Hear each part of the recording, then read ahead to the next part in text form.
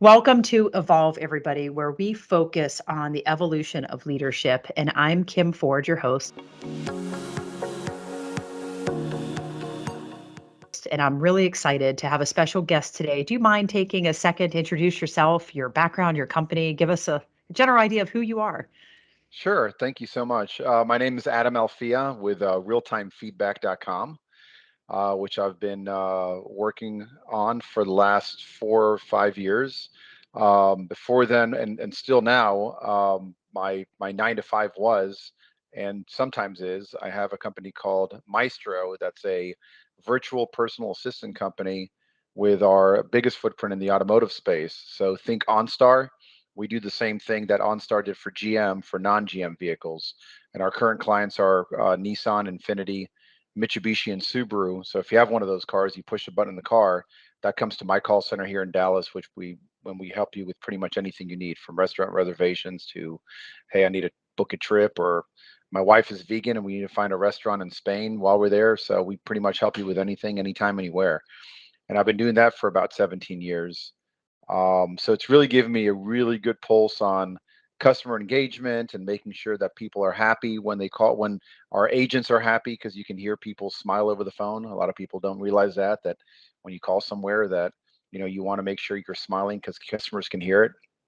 So we have a very, very white glove type of service that we want you to, when you get off the phone, go, wow, that was such a great experience. And that really is what led me to start the real time feedback platform, which is what I'm doing now. Wow, that's awesome. So, is real time feedback, is that kind of a virtual or personal assistant as well?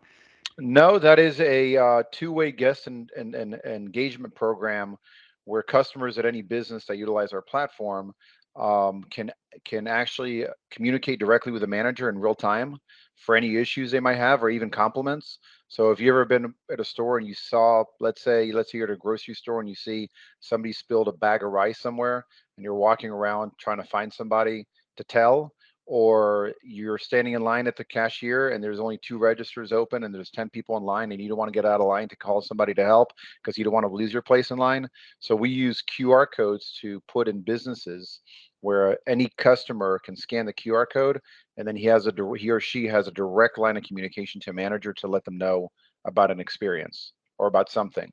And it's all digital, and that manager gets it and they can respond, and the customer gets a text message. So it's a really cool in the moment type of engagement. But we found is that employees have uh, put in just as many feedbacks as customers do, because a lot of times they don't get the ear of management, or a lot of times they might have anxiety about complaining to a manager about a work environment or something like that. And being that our platform can be sent anonymously, they can actually voice their concerns to management all in real time and know that a manager got their feedback. Wow. Now tell me, why does customer service matter? I mean, I sit here as a business owner, B2B, and for me, customer service is everything, right? But, a lot of people would think when I go to the grocery store, you just get what you get, right? You're there to get your grocery. Is there a bigger picture here that people might be missing?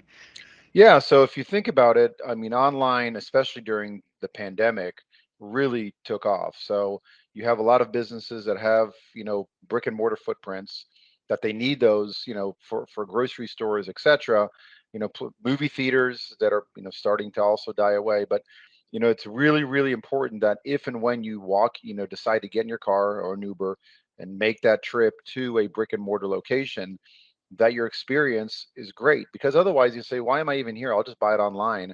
It might take me a little bit longer to get, but I don't want to deal with rude employees and traffic and waiting in line and all that stuff. So really, businesses that want to thrive and survive in the new economy of being able to give a great experience when customers walk in your store, because it's right now it's a double whammy. It's a customers are just now getting back into brick and mortar locations, and you have a really, really big challenge right now on getting quality employees.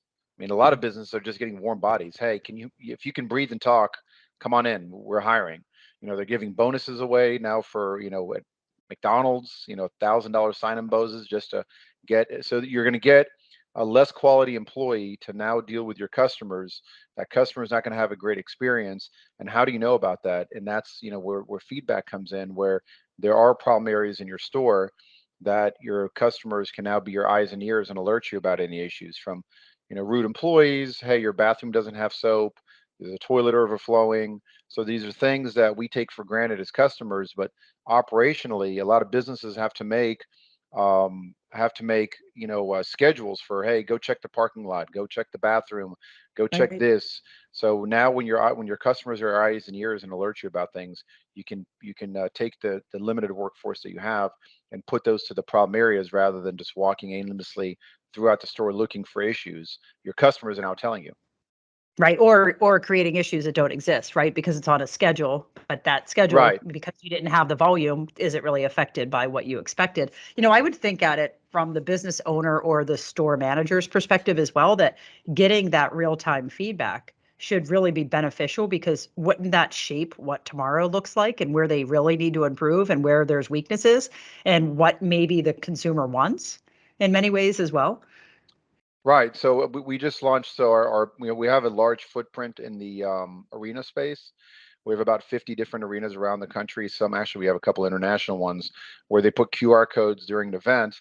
So, if I'm a guest at an event, at a concert, whatever it is, and my chair is broken, or there's a drunk fan behind me yelling obscenities or whatever it is, rather than getting out of my seat and going find security, they actually flash a QR code on the jumbotron periodically throughout the event.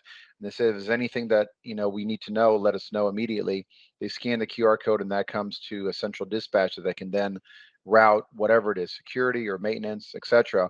They even have him on all the suites, where if I'm in a suite with a group or a business associate, I can now, if I want more nachos or if I want anything, I just scan the QR code, I say what I want, and it's all in real time. It's like magic.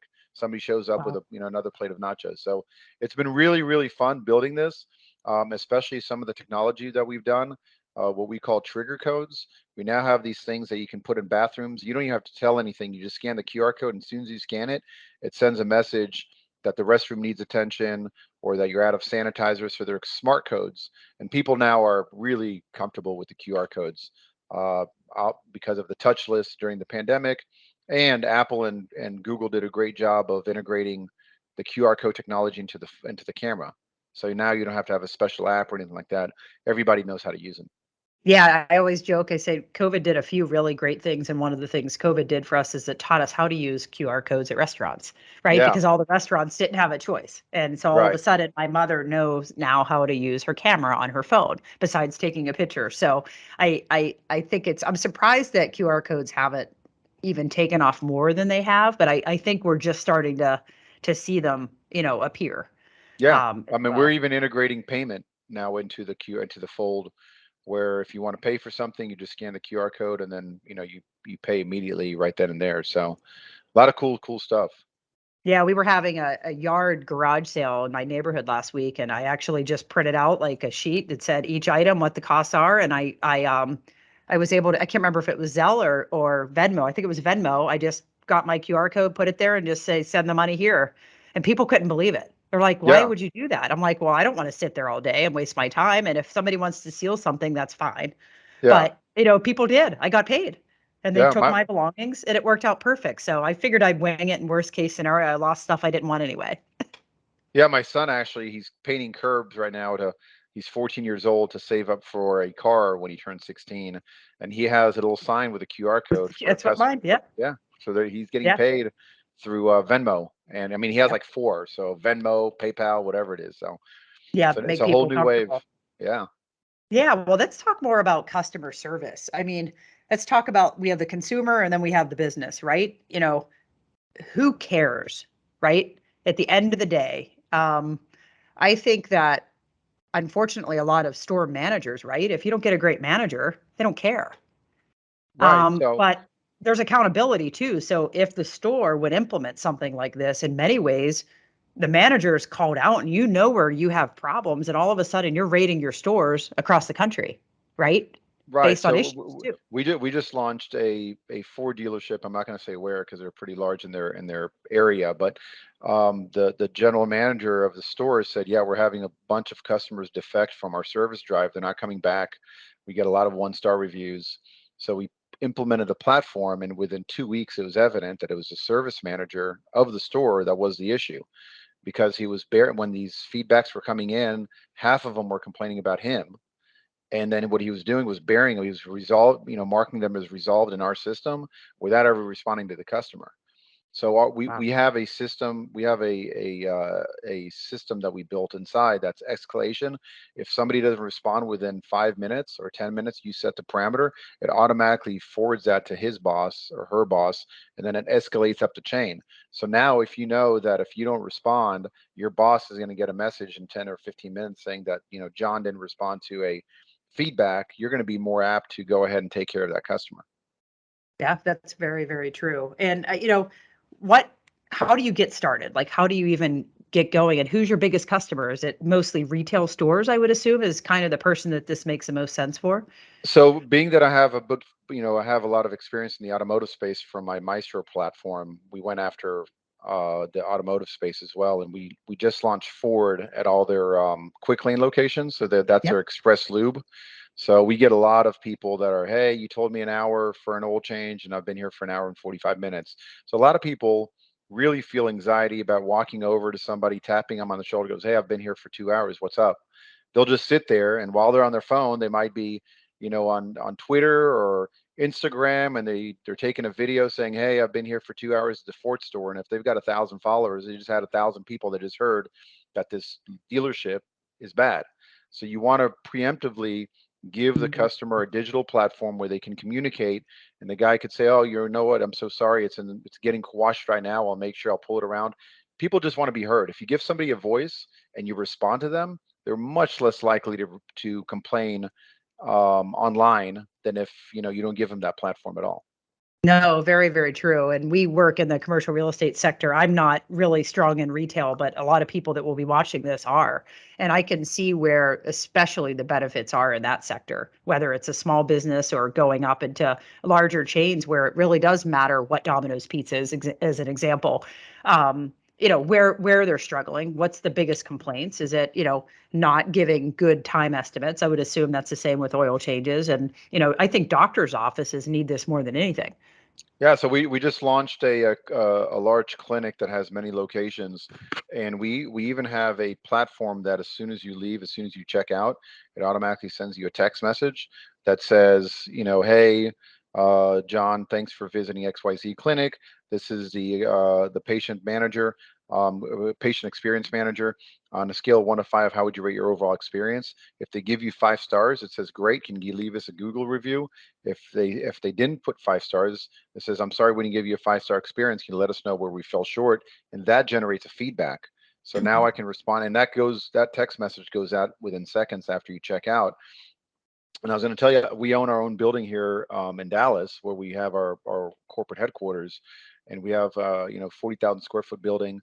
And what we've done here is we put QR codes throughout the building, in the bathrooms, and the elevator, because there's a lot of maintenance that goes on with a commercial building.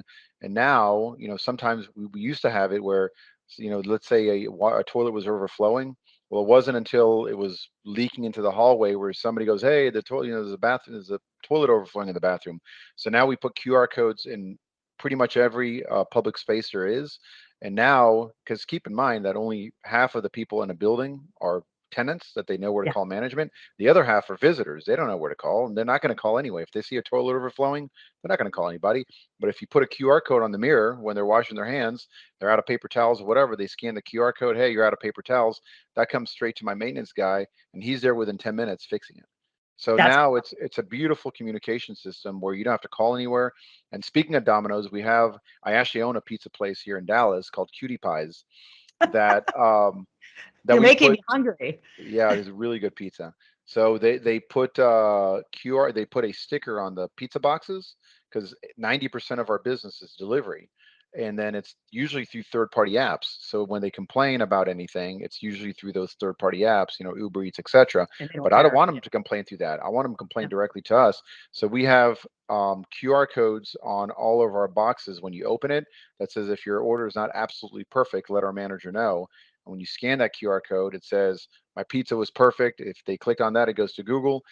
I have an issue that goes to feedback, and that Oh, that's generates a great. feedback. So, and we're doing that actually for a bunch of fast food chains, putting the to-go stickers. If you've ever eaten at a Wendy's or McDonald's or Chick-fil-A and you leave and they forget ketchup or whatever it is, they screw up your order. I don't know if you ever had that experience. Calling that store is such a, some And some they kid don't care. answers, Yeah. and they go, "Can I speak to a manager?" Yeah, sure, no problem. You sit there for another 5 minutes on hold. You hear everybody yelling in the background. Finally, they come to the phone, but it's a hassle. A lot of times, you just say, "Screw it, I'm not going to call." But if you make it easy, scan the code. Somebody gets it, and they actually can document that in our system that somebody gets a free meal next time. They can reference it next time. So it's a really well put together platform that allows businesses to take care of the unhappy customers quickly. Yeah, and I like the concept of you're kind of controlling the message of where it's going. If you give them an easier place to go where they feel like they can get a result instead of going to Twitter, as an Right, example. It's so funny. I posted a picture and it was just being silly of my dog, waiting for the delayed flight, who is just clearly doesn't want to be in the bag anymore. right. And immediately Southwest is, it was Southwest, so super great attention, really responsive. But I'm like, wow, I didn't mean for the hassle. I don't think most companies even pay attention like Southwest does, but I can see where what you've done is you've enabled all size companies and all types of businesses to get this type of information. And I would assume your technology allows some type of mutual integrations or some type of integrations if they already have an established system in place. Right, CRM. So we can tie into Salesforce, or if you have Qualtrics or Medallia. So a Yep. lot of people, when we first talk to them about that, goes, "Oh, I got something like that. I've got a survey platform." I go, "Well, when does your customer get that survey? They're long gone. They're Yeah. back home. They've already had their experience. They've probably told a couple of people." So it's there's an 80-20 rule. 80% of customers will never say a thing. They might tell their friends and family, but they're not going to post online. They're not going to go on Yelp. They'll just not come back. It's a Right. 20%, Yelpers are only about 20% of the population. But it's the 80% that you really have to worry about. Why are my customers leaving and not saying anything? And you just don't know. But if you let them, there's a new metric that's really followed closely now called CES, customer to effort score. If you make it easy for the customer to engage with you when there's an issue, they'll be more likely to come back, because now they know that you really, like you said, they're listening and they care. Yeah. So So do you think it really matters in the grand scheme of things? A lot of people just think, "Oh, I had a bad experience." And, maybe the manager thinks, "So what if they don't come back? Somebody else will come." But in the grand scheme of things, it does matter, doesn't it? Customer service? yeah, it's crazy because, I mean, we all have customer service nightmares, and you can recall them if somebody goes, "Hey, what's a bad experience you had at Walmart?" Or "What's a bad experience?" And you can Right. easily remember, "Yeah, one time I was there." So it stays in our frame of mind. And I Right. tell, I mean, and conversely, if I have a great experience, you might not tell as many people, but it's still, when somebody asks you about a place, you say, "Yeah, I had a great experience there." But it does matter, especially in today's where, a bad experience can travel around the world in a microsecond. You remember that situation? I think it was United, where that passenger got dragged off the plane. I mean, they lost $1 billion in value in like 3 days from that post of somebody posting a guy getting kicked off, an airline. So, it matters more than any time than ever before. A lot of times when we're putting our presentations together for clients that we're uh, promoting the product to, we'll pull a Google review that they really had from somebody that posted at one of the locations, like a really bad one. And most reviews have like thousands of views on them. I mean, that's thousands of people reading a bad experience. And I always go, whenever I want to look at a company, if I want to eat at a restaurant, or if I'm going to go to a hotel, I always look at the worst ones, because I Yeah. expect to have good service. I want to see what the horror stories are, because those really tell you how bad management might be.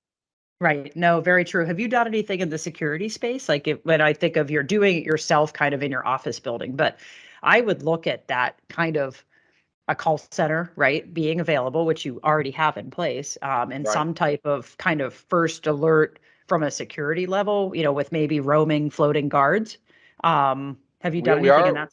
We are in the process of launching a bunch of storage facilities, because Okay. storage facilities currently, if you've been to one lately, Yeah. they don't have anybody in the office anymore. They No, usually have that's like exactly yeah, they have like 10 people managing. They have one manager managing like 10 locations, and they're never on site. So how does a customer interact with anybody? So we're actually putting QR codes throughout the facility or around the buildings when you first come into the gate, that you can scan and talk straight to a manager. And then on top of that, we've built software that the very first time you sign up for the storage, and you go there to put your items, you've probably never spoken to anybody. It's all online. So when you right. show up and you put in your keypad code in to get in the first time, 5 minutes later you get a text saying, "Hey, thanks for choosing XYZ Storage. This is John, the manager. If there's anything you need, click on this link and let me know." And then it sends them to the real time feedback page for that location. So now they can have a conversation. Make it easy for the customer to communicate with you, and they'll stay longer for sure. Yeah, I would think at a larger building complex where you have maybe a multi-building, office building structures where a property manager to be able to have that kind of insight, they would never know that on the third floor at the end of the hallway, there's 4 pizza box stacked for 2 weeks. I mean, they might Exactly. not ever know that without somebody and you make it so hard where you have to go get a phone number. I mean, if it was right there in every hallway to Right. scan to say, "Hey, there's a mess on the 4th floor," you have to make it easier, or you can't Yeah. expect people to know that there's an issue, right? Yeah, I mean, somebody got stuck in our elevator a couple of months ago when, I mean, they saw the QR code and scanned us and say, "Hey, I'm stuck in the elevator. We had a power outage at the building." Yeah. And luckily, I was able to call somebody, and they went and opened the door for them. But you never know if you have. And can you imagine how many people are going to? Not that a building cares about. I mean, they can also care about reputation, but Yeah. also, you want to have a good experience for all your people. And just communication in a world that's filled with communication. It's crazy to me that we walk into stores, and sometimes you can walk around for 10 minutes looking for somebody to help, and nobody's there. We're actually doing a pilot program with a well-known, it's still under hush hush, but it's a well-known home improvement store, and we're putting QR codes in their wood cutting area, that when you scan, you ever know if you've ever gone Yeah. to whatever. One of them. Yeah. And yeah, one of them, and you're waiting in an area, and then you keep on hearing them called over the intercom, but nobody shows up, Oh, yeah. because they get deaf to that, and a lot of people are not paying attention. But if I scan a QR code, and as soon as I scan it, automatically sends whoever has the key. Walmart, for example, doesn't have anybody in their jewelry counters anymore, Right. because they have a phone, but people hate talking on phones anymore. I Yeah. got kids, and I call my kids and they don't answer, but and they text me back, "What do you want?" Like, I want you to answer the phone is what I want. Yeah. But the younger generation, 40 under, that grew up behind cell phones and computers and all that, it's being increasingly, they don't want to talk to you. They don't want to. It's all digital. Text me, Yeah. IM me, whatever it is, WhatsApp, but don't talk to me. Don't call me. So when you flip this around, how does an employer promote great customer service within?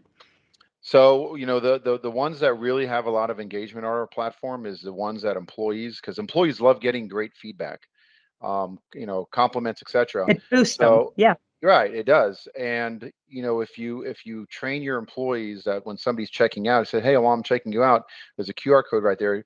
Can you scan it and let our manager know how your experience was here today?" A lot of times they're going to give a compliment to the employee. We have a lot of restaurants on the platform where the server goes, "Hey, if I did a great job or if I didn't do a great job, let my manager know. Scan that QR code." I Yeah. mean, good customers love that kind of stuff. If you gave me great service and I can tell your manager and give you a boost in your morale and all that stuff, of course I'm happy to do it.